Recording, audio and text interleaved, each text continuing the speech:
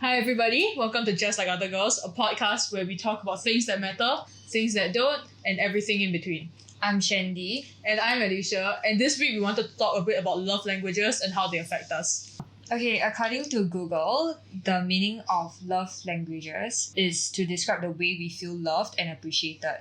Okay, so Alicia, what's your love language? Okay, so before we started this podcast, Shandy and I both did the love language quiz for singles and for teens, since both of those apply to us. So in a relationship, my primary love language is physical touch, followed by acts of service. And then for friends and family, it's physical touch and then quality time. You? For me, in a relationship, or I guess as an individual in general, for the singles quiz, my first one is the acts of service, followed up by physical touch. And for teens, on how I react with my family members and friends, it's the opposite. So it's physical touch first and then acts of service. Okay, so firstly, do you think your results are accurate? Yeah, I actually think so. Like, as the name suggests, for acts of service, I'm someone that's really shy in verbally expressing myself. I don't like to say I love you.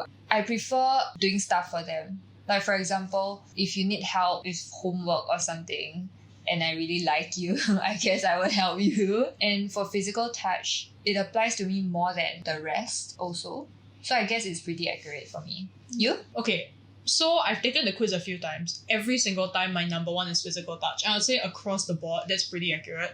Even if I'm not always necessarily seeking it out, I find that I'm very prone to like grabbing someone by the hand, giving people hugs, that kind of thing. So yeah, I would say it's quite accurate. What I am surprised by is that we retook this right before we started filming to make sure it was as accurate as possible. And for both quizzes, it used to be that my secondary love language was gifts, but now it's acts of service for one of them, which I just find very interesting. Is it because you hang out with me more now? We see each other once a week now. I mean, maybe. Who knows? But I think it's honestly just because now that I'm a little more busy, now that I have more to do, having people who want to help me, who want to like spend time with me and help me do things, or even just like do things for me when they know I'm stressed, it means a lot more. Whereas gifts don't come up as often now. There's less of an opportunity to give gifts. I think that's what it is for me at least. That's true. Oh yeah, there's also one thing I would like to point out. Even though my second highest is physical touch, I actually don't really like to be touched. Does that make sense? Do you want to explain that? I think it's because I like touching people and I think I subconsciously do it a lot too. But I don't like it when people touch me. I guess. I mean, not don't like it, but sometimes it gets uncomfortable for me. I prefer for people that are not close to me to not touch me. Wait, but where do you think your limit is when it comes to other people touching you? I guess it really depends on how close you are to me and if I initiate the touch first or not. I think if I initiate the touch first, it clearly feels like I'm comfortable with you. Yeah, but in general, I don't really like it when it happens out of nowhere and in public. That's the one thing for me lah. So specifically PDA? I guess so. I guess PDA and also if you touch me out of nowhere without giving me time to react or something. Yeah. Yeah, I think for me, I don't mind PDA with friends, but I feel like if I were in a relationship, PDA in public would feel really weird. Okay. Alicia, why do you think that you have these love languages? Oh boy, that's a good question. You know, honestly, I'm not very sure. Like, I understand why my acts of service and receiving gifts are so high. I don't understand why physical touch is my number one.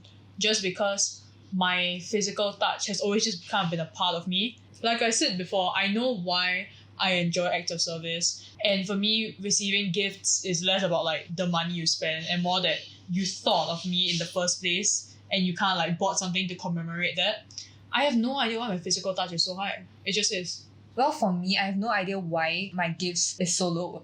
I literally have a 0%. Oh yeah, actually, no. Then I do have to ask, what are each of our lowest traits and why? For me, gifts, they are the lowest. It's literally at 0%. And then there's, actually my quality time and words of affirmation is equal, 20%. Oh, that's pretty high. You have a 0 for receiving gifts for both quizzes? It's 3% for the other quiz. It might as well be 0. That's crazy. Yeah. I think mine is pretty split. For the singles quiz, my words of affirmation is lowest at 7%, whereas my physical touch is 37%. So that's more than a third. What's interesting is for the teens quiz, it's pretty even all the way through. My acts of service... Wait, what? Wait, oh no. Oh no. Okay, sorry. Let me reiterate. For singles, physical touch is my highest at 37% and then acts of service, and my lowest is words of affirmation. But for teens, physical touch is still my highest at 33%, but quality time is my second highest, followed by receiving gifts, and then acts of service is at the very bottom at 10%. Do you think it's different because of the nature of the relationship, like for the teen and for a single person? I mean, maybe. Like, the way these quizzes are set up, they make it very specific that the teens quiz is like for your friends and family, and that... For the singles, it's more of, I guess, an individual Yeah. based on their description. The qualifiers for the teen quiz is always like, how do you like to be touched or receive gifts from your family or stuff like that. Whereas the singles quiz made it sound more like, how do you like to be loved, period, with no qualifier. I guess that is quite weird. I will note that words of affirmation is very low on both ends for me. It's less than 10% for both. So why do you think your lowest love language is what it is? I still like gifts, but I don't think it's important compared to the rest of them. So it's not like I dislike receiving gifts or anything like that. I just think that other factors are more important. Yeah. What about you? My lowest is words of affirmation, and I feel like it's just because I'm around a lot of good talkers. Like, I've always known people who are like very vocal, very verbal. Words still matter to me. I still like receiving nice messages and stuff, but it's a lot more commonplace for me to get like an encouraging message or someone like saying they appreciate me. Not that I don't appreciate it, just like I hear it so much more than any other love language.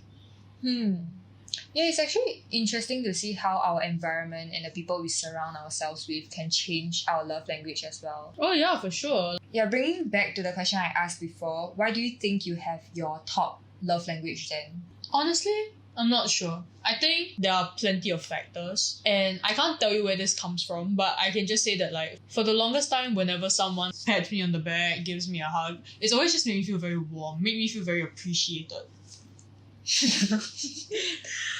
Since physical touch is also one of my top, I think that physical touch might just be the most straightforward way of conveying your love. I guess, at least for me. Like I said before, I don't like verbally expressing myself. I think it's very cringe for me. I feel like I'm some Taiwanese male lead in a movie expressing love, like 我爱你, I love you. You know, I can't say it to my friends. Yeah, I just can't say it out. So I think physical touch is a more straightforward way of showing it. That is very interesting because I definitely know some people who, similar to you, are okay with physical touch but cannot stand the thought of like people being very verbally affectionate to them or having to say like affectionate words. But I also know people who like just throw around big like affectionate terms but like shy away from physical touch. That's the thing. I'm okay with people verbally telling me, and I think I like it to a certain extent, but I cannot say it. Like, I just can't. I think it's a personal thing, I guess. Maybe. On the other hand, for acts of service, which is my top, I think it's just meaningful and realistic when people do things that you need. If they know you need help in a certain task and they help you without you asking. Actually, that does make me want to bring up. You mentioned how you're okay with people telling you that they love you but not saying it to other people. Do you think there's a difference between the way you give and receive love? Definitely. In a lot of examples I mentioned just now, for physical touch, I like touching people but I don't like people touching me. And for verbally expressing myself, I don't like it when I have to be the one doing it, but I like receiving it instead. What about you? I think both ways I really like giving and receiving physical touch, but maybe the reason why my receiving gifts is a little higher for one category than the other is just because I think I prefer giving gifts to other people. I really like receiving gifts, but I also really love hunting for presents for people. Like when I'm planning for people's birthdays, I plan months in advance.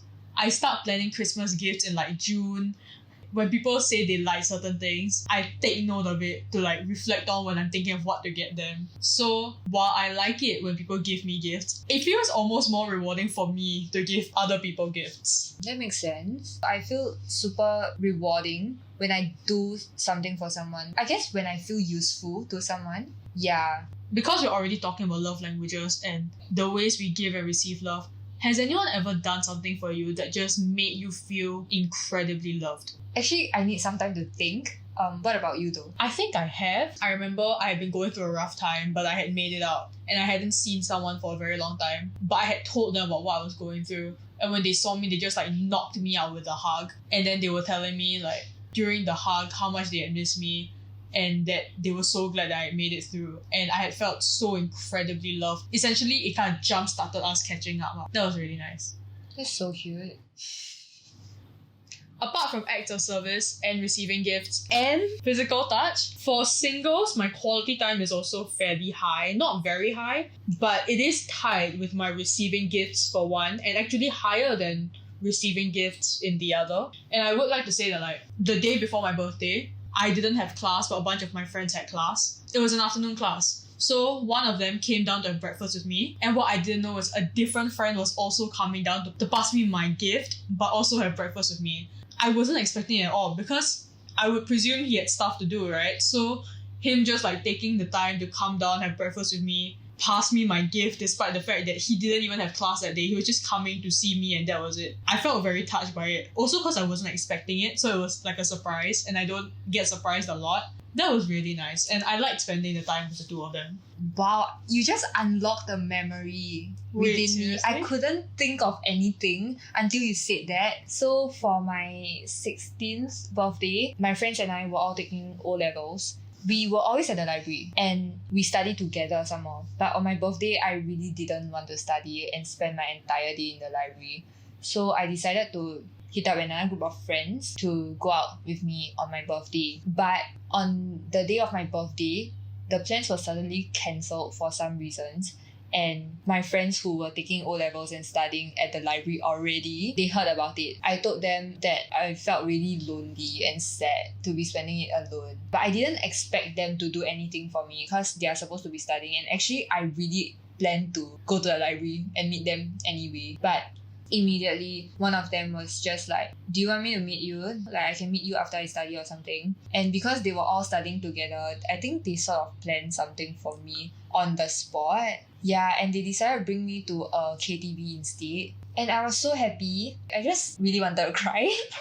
I'm actually a softie. Newsflash! After the KTV session, they blindfolded me and brought me into Sephora and bought me a foundation. Because I said I really liked the Fenty Beauty foundation. But I was always joking about like getting it because it was $50. We didn't work. We didn't have much money. And they bought me the Fenty Beauty foundation. Yeah, and you know what was the funniest thing? So they blindfolded me. They didn't want me to even hear what was going on around. So they put AirPods into my ears. And the first thing the staff says was, yeah, do you want me to check her shade first? And that's when I knew already, like, I'm getting a foundation. But I had to pretend I didn't know. Yeah, it was so cute. That's so lovely. Actually, that does make me think of something, but if it was your friend's birthday and you were just to spend the day with them, what would you do? Almost every year, I spend Valentine's Day with my best friend. I think the most recent one, we had a picnic. It feels cringy for me to even say it out loud. But I made this card, drew a present, like the box. But then when you open it, heart balloons fly out as a drawing. And then I painted something for her. And then we bought food and ate.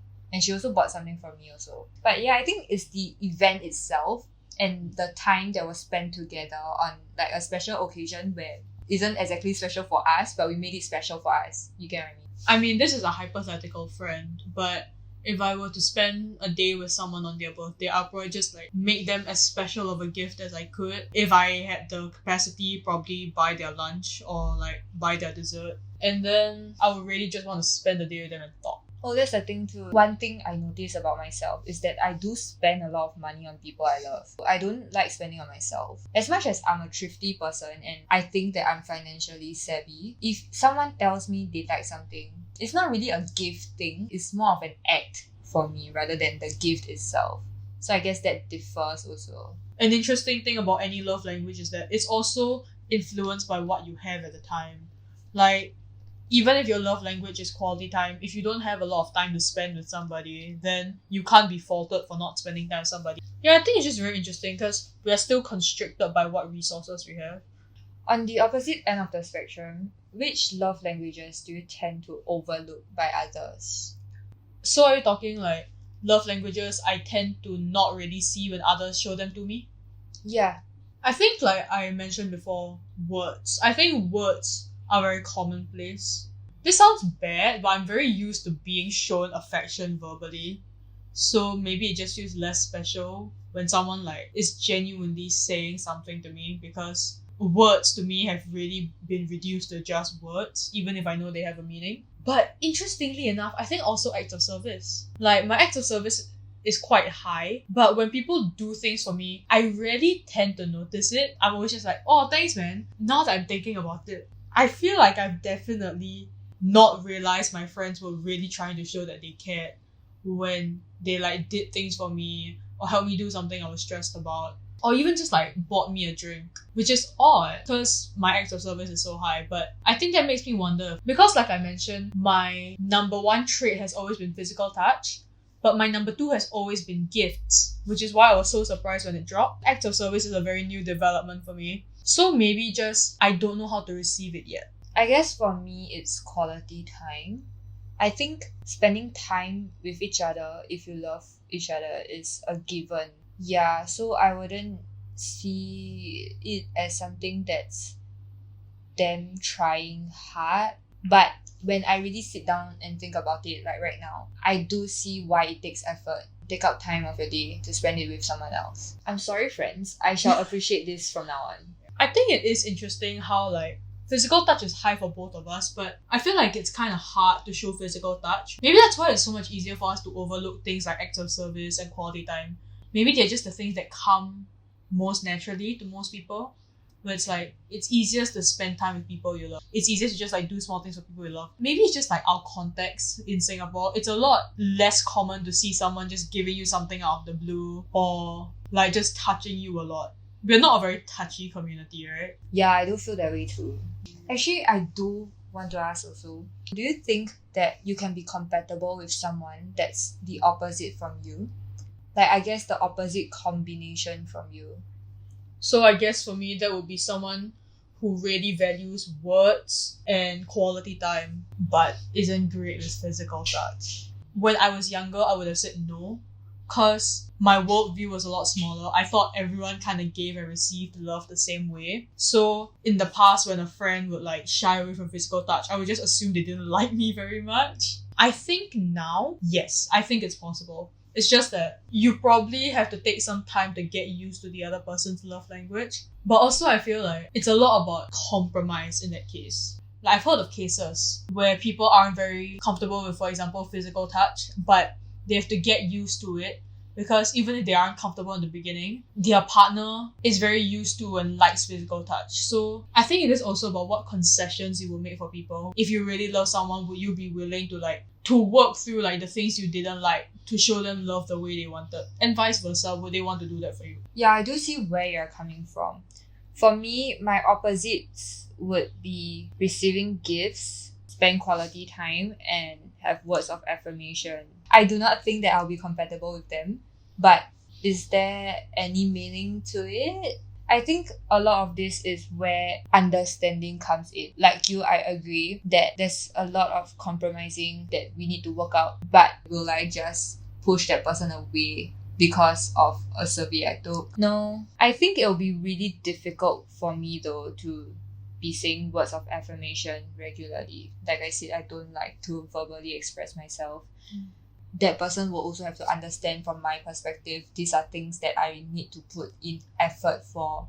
And on the other hand, they will also have to show the same energy. I guess that is something interesting, which is like I mentioned how or people, if they love each other, should compromise. But it can be hard to compromise. Yeah. I do already give a lot of words of affirmation, but in this hypothetical situation, I'd have to get used to somebody whose immediate instinct isn't to meet me on the level of physical touch, but instead to show me love by talking to me, which I've already said I naturally don't give a lot of weight to. And for them, I can definitely see how like it would be weird having to get used to physical touch if you haven't liked it or given it much weight to begin with. Yeah. I guess like a lot of the other things we talked about all come back into play. Like you mentioned, quality time is a given, but for some people it might not be. Some people really don't spend a lot of time with the people they love, and that's not something they can control, or maybe that's just not something that comes naturally to them. Where's your perfect balance? How do you find it? I don't know. Yeah, actually, I would like to bring this up. I think it'll be interesting for us to talk about this. But do you think we are compatible in terms of our love languages? Let's just look at the friends one, shall we? Sure. Oh, wow. Wait! Okay, so both of us are at 33% for physical touch. Which is our highest statistic. What's funny is, I don't think either of us have ever touched each other. We just did. Nice. Newsflash. We are comfortable being in close physical proximity. I know that. Like after we film, usually we just sit down and talk very close to each other. No, I don't think we've ever like sought out physical touch from each other. And I don't know if we will, even after this. I don't really think there's any particular reason for us to just be very touchy and chummy all the time. Yeah, and we can see each other whenever we want in school. That's true. Or What not. What do you think we show each other the most? I think definitely words of affirmation.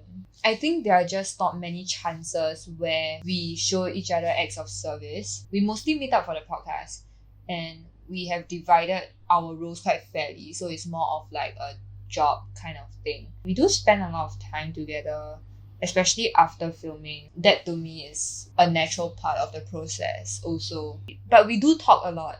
That's why I feel like it's words of affirmation. And I feel that we do ask each other for like advice sometimes, or we just talk about things that are meaningful to both of us. Yeah, so I guess it has to be words for me.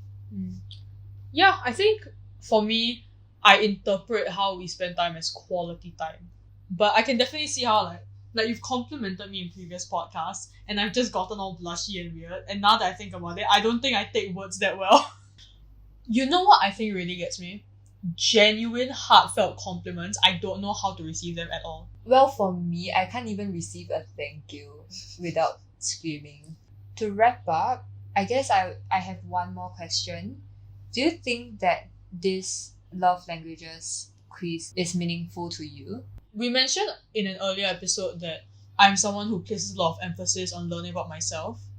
But funnily enough for me, loving, like giving and receiving love, it feels like it's just part of me, whereas I see myself as someone who's always changing. So oddly enough, both matter to me for sure, but I feel like this holds less weight to me than any of the personality tests we took, for example. It matters to me because now I know maybe why I'm not great with receiving words, or why I like physical touch so much. But it's not going to change the way I see my friends. At best, it's just going to change the way I treat them when they show me love. Yeah, for me, I think my life didn't change before I took this quiz and after. I did find out today that maybe I should pay more attention when people take the effort to spend quality time with me, and I should show my appreciation for them more.